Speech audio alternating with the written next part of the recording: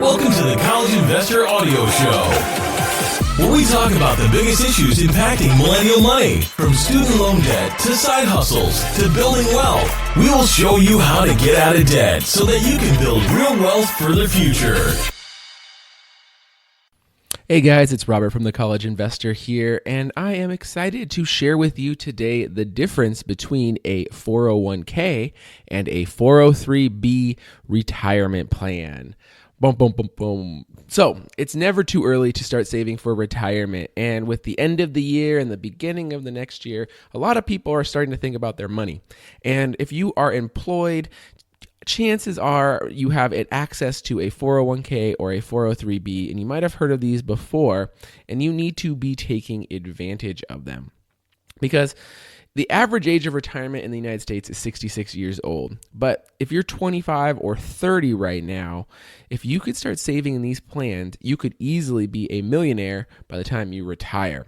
So I want to talk about the popular 401k and its cousin, the 403b, and what the difference is and how they work. So first off, what is the difference? So a 401k plan is offered to employees of for-profit organizations. On the other hand, the 403b is the retirement plan that's offered to employees of tax-exempt or nonprofit organizations. Typically, you're going to see the 403b at public schools and universities, churches, and hospitals. So the plans are very similar, but they do have some differences, and we're going to talk about them. So what they're similar at is both retirement plans have limits on how much you can contribute, and those change each year. And since they are retirement plans, you cannot easily withdraw the money from them, and if you do, you will likely be subject to taxes and penalties on the money you withdraw. With both plans, your employer can match your contributions, and you're in both plans, if you need to take an emergency, you can take a loan out from these and pay these back. So it's important to note that there are options to get the money out, but they are not easy. And then compensation and contribution limits do change each year, and Congress does raise them up occasionally. With both plans, you can start withdrawing from your account at your retirement age, which is 59 and a half in the United States, and that is subject to change, but right now 59 and a half is the magic number.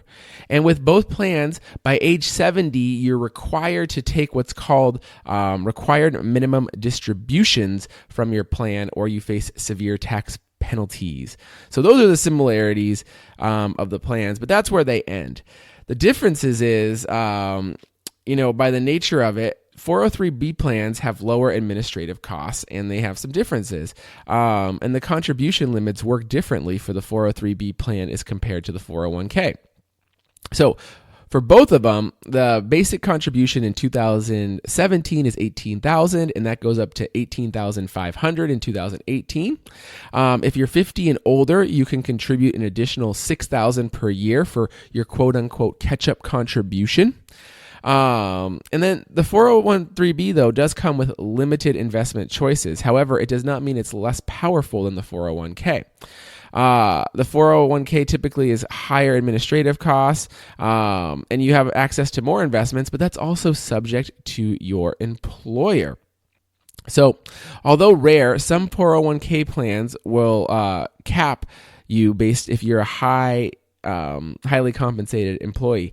That could be like around $270,000 or higher, but it does vary based on your organization. So, how can you invest and save in these plans? Well, just do it. If you have access to these plans, a 401k or a 403b, the best thing you can do is just start contributing and trying to get to that max contribution of $18K. If you don't have access to a 401k or a 403b, a good place to start is getting an IRA and saving on your own. It is definitely possible for you to save even if your employer does not have access to these plans for you. All right, well, hopefully you got some gist of whether a 401k or a 403b is better or worse for you.